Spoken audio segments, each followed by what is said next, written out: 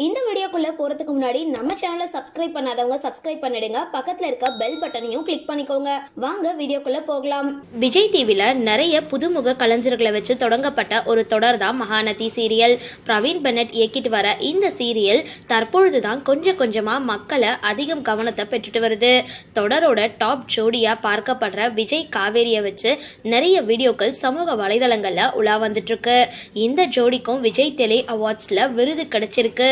இப்போ கதையில விஜய் காவேரி ரெண்டு பேரும் எப்போ தங்களோட காதலை வெளிப்படுத்தி ஒன்று சேருவாங்க அப்படின்றத பார்க்க தான் ரசிகர்கள் ரொம்பவே ஆவலா காத்துட்டு இருக்காங்க.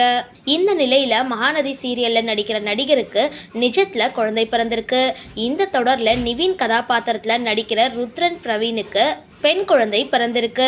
இந்த புகைப்படம் வெளியாக ரசிகர்கள் லைக்ஸுகளை குவிச்சிட்டு வராங்க.